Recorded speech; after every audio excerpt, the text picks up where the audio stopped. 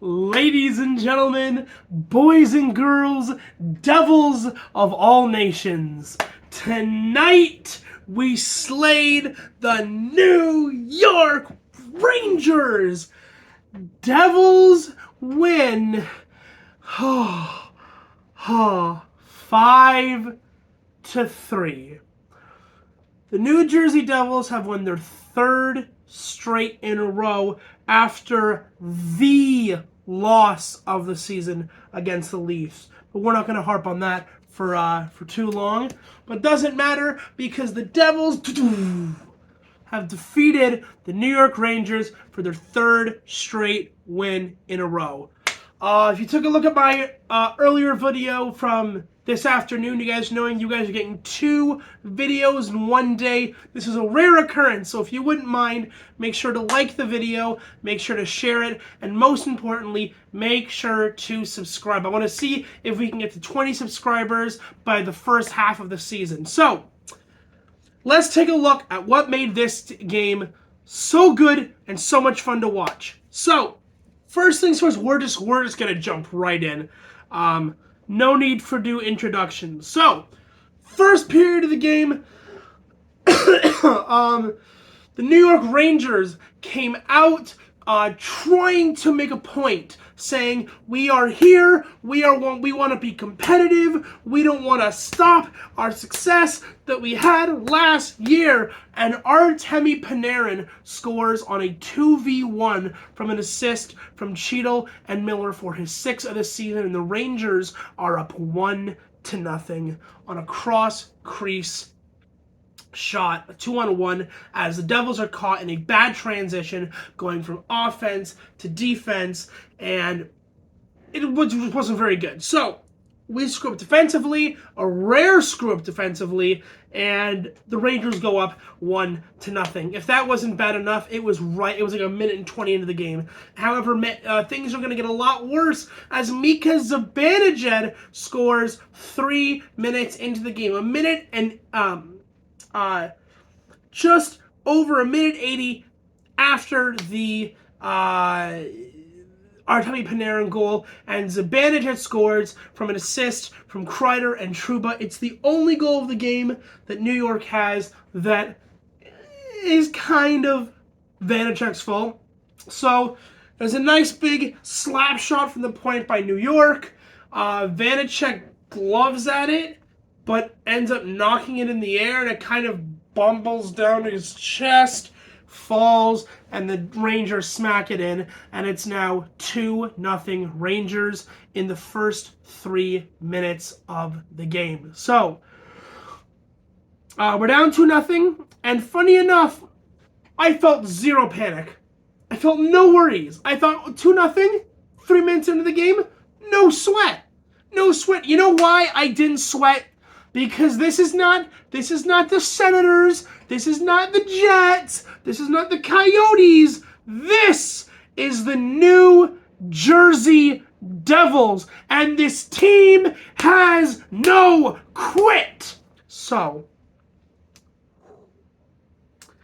7 minutes and 33 seconds with the most beautiful backhand that I have seen in ages. Thomas Tatar roofs the puck on Igor Shesterkin and gets the assist from Bratt and Hischier. Again, 2 of our big 3. And Thomas Tatar gets his 6th goal of the season. So it is now 2-1. Later on, the 13-minute and 25-second moment of the first period, Yegor Sharangovich, for his 7th goal of the season, scores unassisted, and it is now 2-2. What deficit? What 2-0 lead? The Devils do not stop for anybody. Oh, it's 2-2 going into the second. So, second period, the Devils dominate the Rangers. As Jack Hughes scores 5 minutes and 44 seconds into the second period, assisted by Dawson Mercer, who I spoke about earlier today as I want him to kind of reach that next gear, and he answers my prayers as Dawson Mercer gets his 9th point of the season. Jack Hughes with his 12th goal of the year. He is leading the team in goals. About 4 minutes later, almost 4 minutes exactly later, the fourth line comes through as Michael McLeod scores his 3rd of the season, assisted by Miles Wood and Fabian Zetterlund. Again, loving what this rookie kid is bringing to the Devils. Zetterlund now has 8 points on the year. The Devils are now up 4-2, and the second period comes to a close. We enter the third period, a 4-2 lead. Am I anxious? Not a chance. Am I worried? Not a chance. Am I concerned? Concerned about what? John Marino is on the ice. I have no concerns.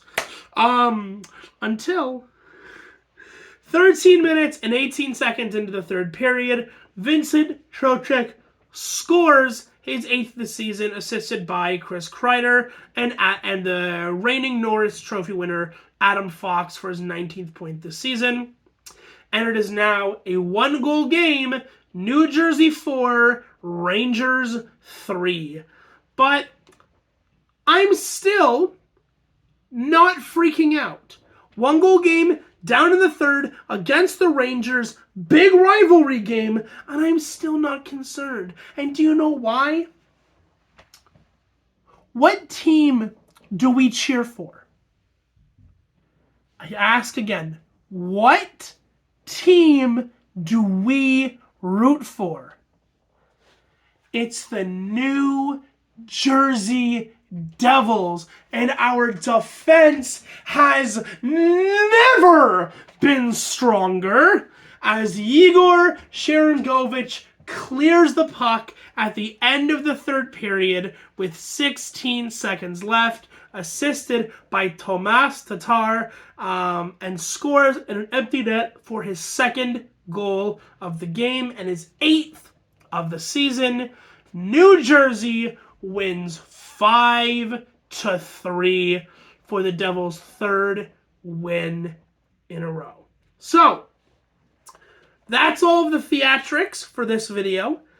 We're going to get into some serious talk now, as we always do. So, I'm going to break down the statistics tonight. So tonight, the Devils had 38 shots on goal versus the Rangers, also 38. This is one of the first times where we have allowed the opponents to. I'm exhausted. This is what happens when you don't sleep well. This is one of the first times of the season, or the first couple of times, where the Rangers, where the opposition team, have managed to shoot almost 40 shots on net. This is unacceptable. It needs to be brought down. That's an average of about 13 shots a period. Vitek Vanacek played utterly fantastic. He has a solid wall, except for that second goal, which I do put on him. But it should be cleared by defensemen. But 40 shots a game, we cannot allow that to happen. More shots equals more opportunities to score, meaning less wins for us. So let's bring those shot totals down for the opposition team. Face-offs, on the other hand, the New Jersey Devils won 60% of the face-offs, which gives us more possession, which leads to more opportunity, which leads to more goals. So we did a really good job there. Power plays. I have been saying this for, at this point, I think 2 or 3 weeks now. We contributed, we got called for penalties 5 times.